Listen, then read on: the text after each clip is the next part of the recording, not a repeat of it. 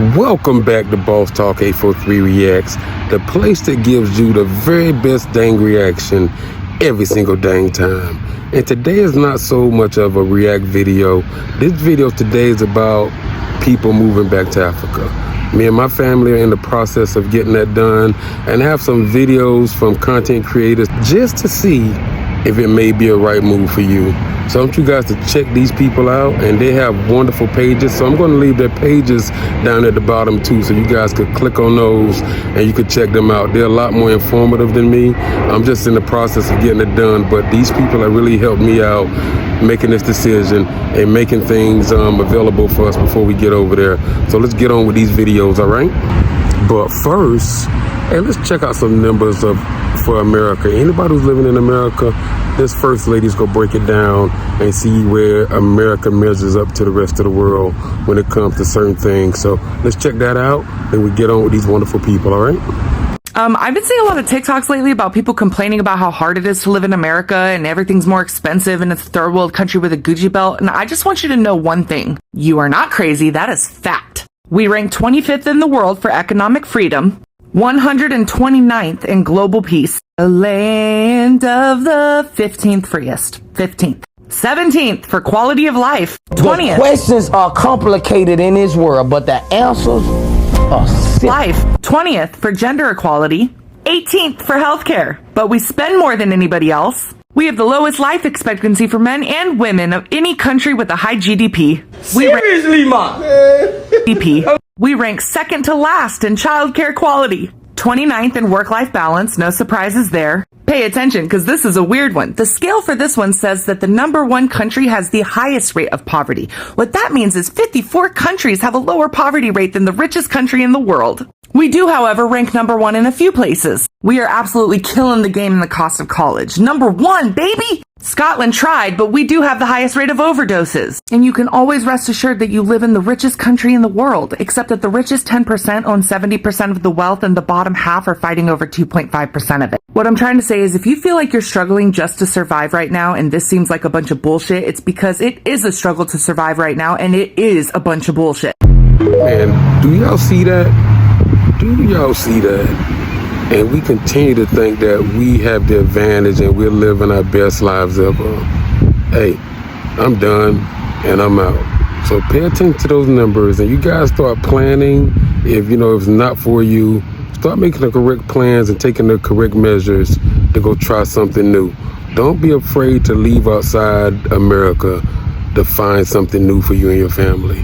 I know it's hard. It's going to take a lot of planning, a lot of sacrifice, but it's worth it because we don't know where this is going. So, hey, let's watch these videos now. We're going to see what we can get with $1 here for breakfast in Ghana. I have 10 cities, which is about $1. So let's go. You know that SpongeBob episode where he's like, the most important meal of the day, serving it up Gary's way. We're about to have the most important meal of the day. This is one of my favorite breakfast spots. I missed it. I'm going to get some kose. That's this right here. It's ground up beans basically, and then it's fried. And some cocoa, which is millet, and then it's made into like a porridge, and she adds sugar, and it's delicious. I got the bag secured, and I even had change. So it came out to 70 cents because that's 3 city change, and it was the 10 cities, so I only spent 7 cities. And I have too many coins, so I never spend them because I don't like carrying around coins. And the weird thing is they're all like the same value, but they're all different shapes. Here's what we got to eat. This is the unboxing you've all been waiting for. You gotta mix the sugar around so you don't get like sugar clumps, and that's kind of fun. It's fun, like liquid in a bag, like playing with it. It's a good time. It's like a water balloon. And then you gotta crack it open, and you can untie it, but untying it is a hassle. So I just crack it open, pour it in a cup. It's kind of fun. You just gotta have fun with it. Like, don't play with food, but have fun with it. And then there's a little sandwich. I had them put it in bread, so it's like a sandwich. It tastes better, in my opinion, and it feels more filling when it's in the sandwich like a bread. It just, cheers. Hope you have a good day. And I'm gonna be honest with you, bro. I used to be a deacon at an all-white church. A deacon? A deacon. Wow. While I served in praise and worship and all that. I don't do the church thing anymore. I've grown out of that. But I'm gonna tell you, for years and years working with some lovely people, they still don't get the concept of what happened to us and the effects of oppression. Wow. Wow. They can't. This is a strong disconnect. Why did you decide to leave the church? Because that was one of the blinders that I had on, where I couldn't even really see what was going on in America. I was so busy trying to love everybody and accept everybody, but not really loving and accepting reality. I was living in a hopeful place that people would change, but people are not changing. So the same Jesus that was taught to us on the plantation was the same Jesus that you got taught over here during colonization. Wow. So if it really didn't do your country good as a whole, it didn't really do much for us in the plantation either. Wow. Wow. I used to say in America it's still a plantation. Oh, it's still a plantation. Really? It's still a plantation. It's a high dollar plantation. I was in a beautiful slave quarters. You see what I'm saying? I had a job where they told me when to come in, what to do, when to take off, when I could spend time with my family. See, they changed out for me, my opinion, the whip got changed out for a living wage. It's the same thing. So they don't have to take the whip and rip away flesh now. They can just take that way and say, hey, you don't do what I say do, I'm going to take away this money from you. So I got to work for you if I want to feed my family. I got to listen to what you say do. I got to do exactly what you say. If I stand up or do anything different, lashes. Take away wages. Wow. And they'll do it so much where they'll throw me in a hole. So on the plantation, if the slaves weren't obedient, they will get beaten. They'll get put in a hole. They'll get put into solitary confinement, or whatever kind of punishment place that they can put for them. Right? So for us now, they don't have a hole. It's called debt. So if you're in debt, now you can't make moves. You can't do anything. Now you got to feed your children. Now I got to do something illegal. If I get caught doing something illegal, now I'm going to jail. Now what happened in the plantation? I can't take it no more. I'm getting lashes. Now I need to cheat. I need to do something that's what you call illegal against that system that was put on you. Oh, now you're getting hands or foot chopped off, or you're getting mutilated. You're going to be an example. When it comes to growing their own food, they can't do that. They can't do that. When it comes to harnessing, some people can't even harness the rain from the sky. It's illegal to harness the rain and catch it. It's illegal in some states in America to harness the rain. It's illegal to grow your own food in your backyard or in your front yard in America. Really? In some states, yeah. Let me make a prediction. I feel that buying land in Ghana soon won't be so easy. I feel that leaving the West soon won't be so easy. I feel like the wars that are going on in the world are a catalyst for the end times, revelation times. And whether I see it or it's my children that see it, well, it's close. I could send him out in the UK and he might be stabbed just for nothing. About 80% of diasporans or African Americans living in the West cannot afford to move to the continent of Africa, Ghana. What do you have to say to that? Rubbish. In fact, what I saw in the music industry in the UK made me leave the UK and go back to Jamaica and stay there for 6 months. I sold all my clothes, I sold my shoes, I sold everything, and I stripped back to the minimum. I went to live in the bush with my family in Clifton in Hanover. Sometimes we keep a bird in a cage for so long that when you open the door, he doesn't even know the door's open and won't fly out. And I feel that's what we're suffering with, a lot of Stockholm syndrome. So a lot of people are stuck in a cage. The door's open, but it won't be open for too much long. Like, they're gonna shut it on you and you won't be able to fly out. So fly while you can. It's not hard to come to Ghana. I mean, it's hard, but it's as hard as you make it out to be. It may be hard, but it's all about how important it is to you to get out of this system and to get out of the way we've been conditioned to live here. We're working till we're like 75, 80. You never make enough to really cover what you need to cover. I don't care what level you're on. It's a big show for everybody. And like, you know what I'm saying? He said it may be hard, but it's not hard as long as you know how to sacrifice and you know how to plan. Sacrifice and planning. You get an income tax check every year and we blow it. We blow it. We blow it. Start holding on to some of that and thinking about a way to get out this system, all right? Low crime rate was extremely important to me, and the idea of the richness of Ghana. And when I say the richness, I'm referring to the people as well as the natural resources that has actually provided the world with riches. Even if nobody want to talk about it.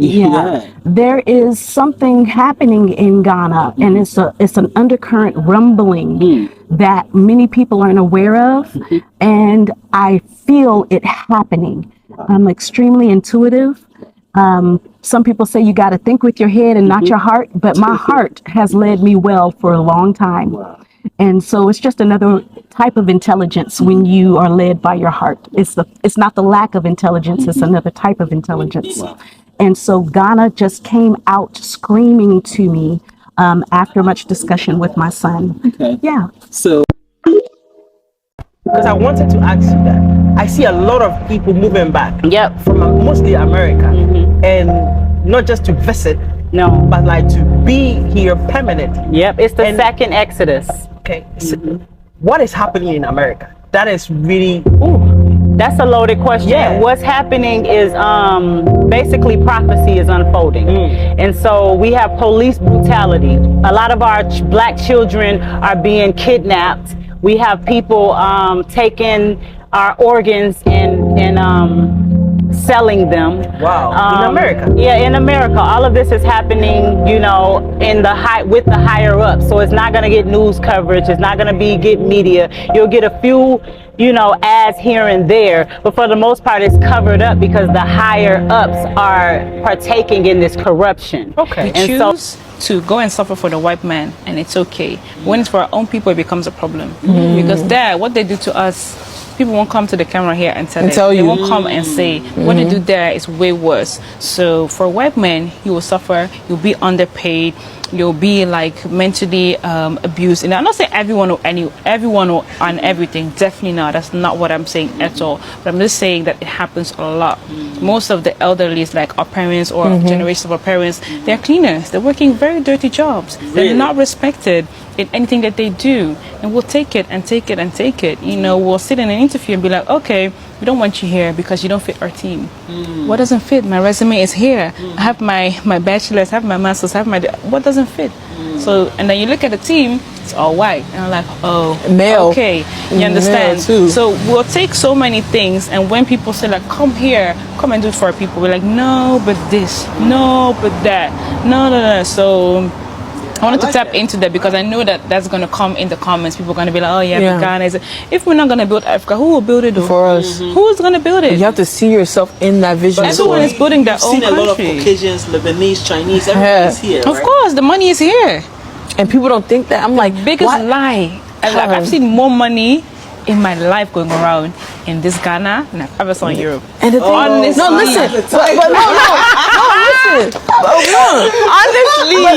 honestly, people revere them so much, right? Let's just play devil's advocate, right? People revere them so much. If you believe that they're good at business, you believe they have money, right? You believe that they plan well. If they do that and you believe that, why are they all here? If you believe that they have vision, you believe they have money, they have business. If you believe that things, and then the people who have the money, if they're all coming here, ask yourself why. Ask yourself why our clothing is being used, why our music's being used, why our locations are being used. Ask yourself why. Our beauty, girl. Yeah, why? Listen. Why there's a reason why. If you are trusting and you don't revere yourself as a black person, fine. But think to yourself why those people are coming to this specific country. And taking and just evaluating everything that we have to take it somewhere else. Ask yourself why, and then you will have your answer. I like that. Bars. Oh my God. Wow. Exactly. You see, knowledge. you know, go on. I just want to say, so just to give it a bit more background and some context. So before I had the dream, maybe the last 3 years prior to having that dream, we had just been through a series of very uncomfortable experiences. Tell me some experiences. Okay. So we moved back to Daniel's mum's house to save some money, and while we were there, certain issues had risen to the surface that needed to come up for healing, and yeah, it was very triggering for us as a family, and so we left and we found ourselves because I'd rented out my place, and we were no longer living at Daniel's mum's, so we found ourselves homeless in the UK. Yeah. When you turn on your television and you look at places like Skid Row, the US, you see how people are literally homeless, living in tents, and you know, the America that we used to know, it's not what it is anymore. It's not. The veil has been unbroken. Let's talk about America and all these things that has transpired over the 2 years, even the last 2-3 years. Well, what I would like to say, the things that are transpiring are basically as written, as is expected to happen. However, I say that America originally was Turtle Island. Turtle Island. Yes, that whole thing from the so-called Canada all the way down to South America and the Caribbeans, all of that originally is our Turtle Island for us toxins. And the way I see it, it will come back to us. So if nature has to clean house and destroy everything that is there in order to give it back to us, it will. It will. And so I see what's going down in America, but I also see what's going on globally, you know? And so I say right now it's about our people reclaiming the planet. The whole planet. We have to reclaim this planet. And we have to be the ones that say we are willing to clean up you know, the filth caused by the non-submitting fools, because that is what it is. What is There's the people who just don't, they want to keep the ultimate powers, and they do not want to turn it back to us. We are the originals on this planet. You said we are deities. We are deities, yes. We're not human beings.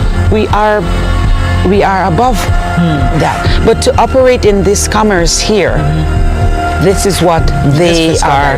Yes, yes. So unless you're not going to operate in commerce in this dimension at this time, then you know you're deity.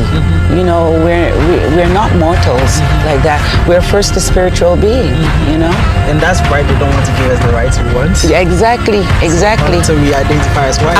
Yes. It's hot. It's not too bad though, I can't complain. It's not as bad as when I was in Louisiana this summer. That was miserable, but it's always just hot. It's like a cool 80 degrees always. Not too bad. It's alright. I'm obsessed with you in a way I can't believe. When you wipe your tears, do you wipe them just for me? Do you wipe them just for me? I'm pleading on my knees. It's your touch that I need. 80% of African Americans, stop pretending, cannot afford to come to Africa. Wow, really? I'm saying they cannot afford. They may want it in their heart, but America has them shoes, have them bootstrapped, tied, because guess what? They have to pay mortgage every month. They have to pay their car note every month. They have to pay their insurance every month. They can't even watch DSTV unless they pay every month. Wow. So how are you going to have money to say, let me go back and learn about my family, my history, my roots? When every month you have to worry about, I got to pay this. I got to pay. When do you get a break to think? Wow. But that's the system. This allows me to control you left, right, because you never have time to stop and say, oh, how do I work on this, or where do I go from here? You don't have that time. When you live in America, most people, if they're being honest, on the first of the month, From the 1st to about the 25th of the month is when you finish paying your bills. Wow.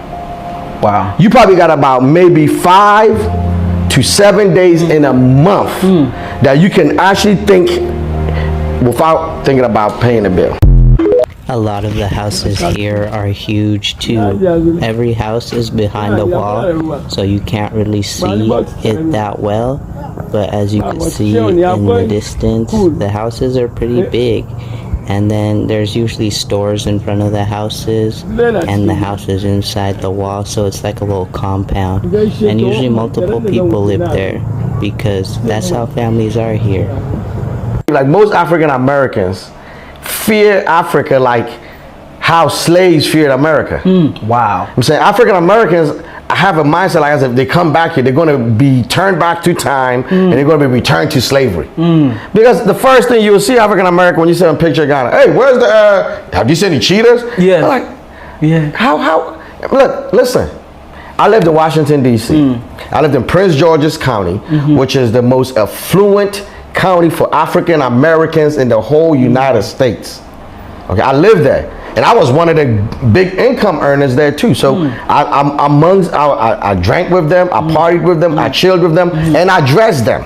Okay, and I can tell you, there are more people here in Ghana who own their houses, have their own deed, have their own car, and are debt free, right? In just the small area of East Legon than an entire Washington, D.C. metropolitan area. Wow. And you know what I find funny? Not funny, it's just we can't help that we are completely brainwashed here in America. Like when a lot of our friends and families found out we were moving to Ghana, it was a lot of concern, a lot of you sure it's safe? You sure you know what you're going to? A lady on TikTok just told me about somebody getting murdered for their land yesterday. And when I looked into it, it was a story about 2 women from Washington, I think. It happened in 2013. That was the only thing she thought about when it came to Africa. Not all the people that have moved there and have succeeded and are living their best lives there. I just thought to, just say that real quick. It's funny how brainwashed we are here. And it's purposely, they brainwash us on purpose. And when we think of Africa, we think bad, we think dangerous, we think poor, we think struggle. And all those are what's happening in America right now. If you don't take your butt to work, if you don't do certain stuff here to keep their machine running, you're going to be all those and above. You're going to be in the bottom of somewhere where a lot of violence and drugs is going on. You're going to not be able to afford adequate housing. So it's the same thing here. Is you pay to play here. You pay to play here. And that's just what I had to say about that.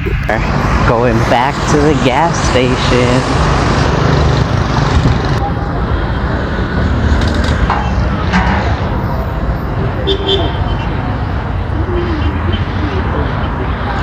Those are some attendants, they fill it for you here. It looks like they have some ice cream.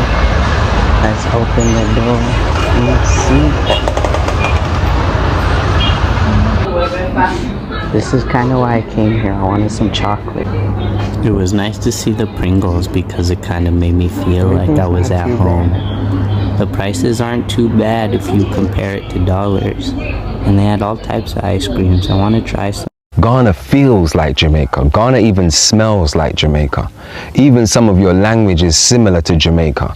So, the way some of the villages talk, I don't know what you call it. We call it patois, but you guys speak and you say, adekam.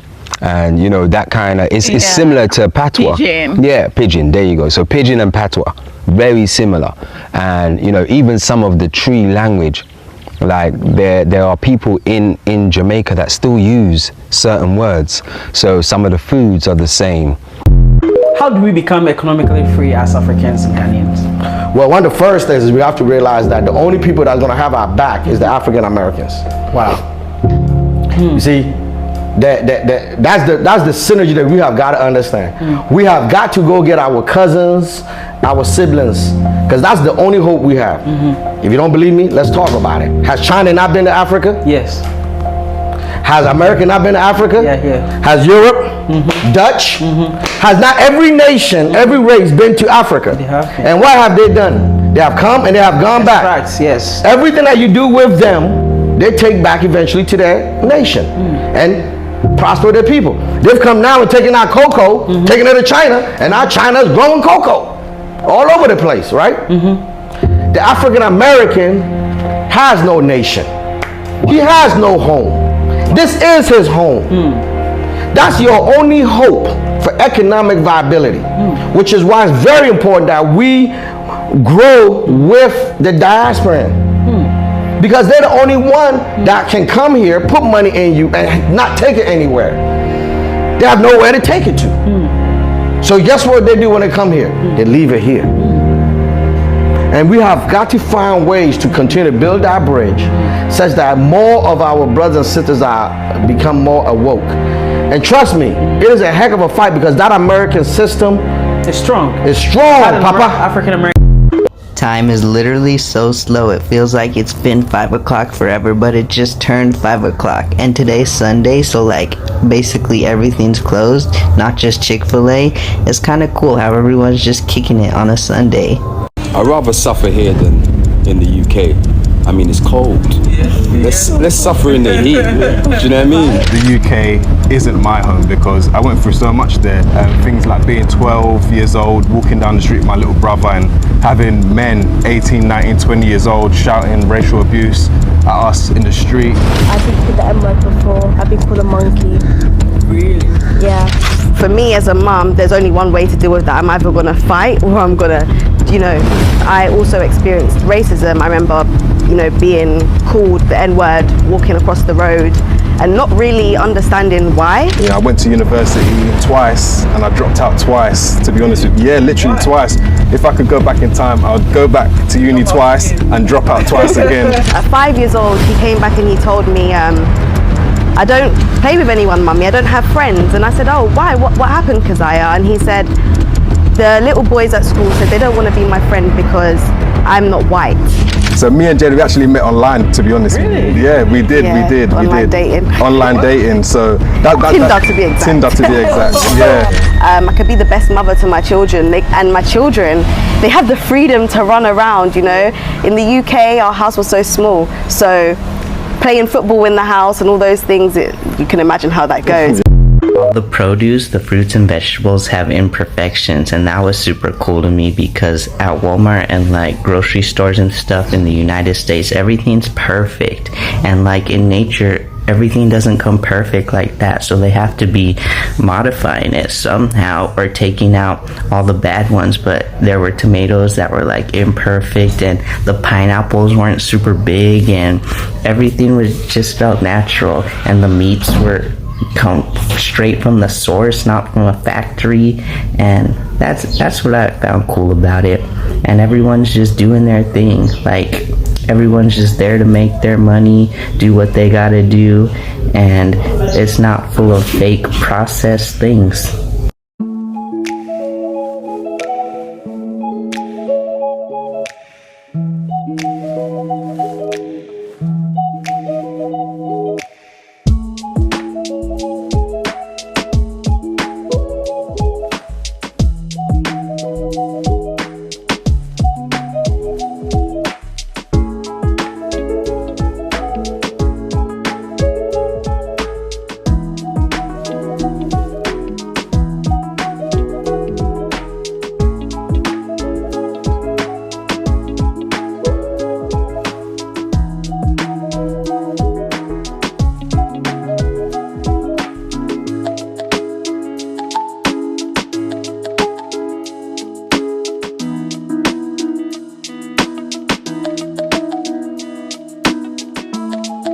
Hey, and that's all I have for you guys today, man. I hope you guys enjoyed that video. And anybody who has it on the tip of their mind that they're no longer happy here in the United States, man, start doing your research online.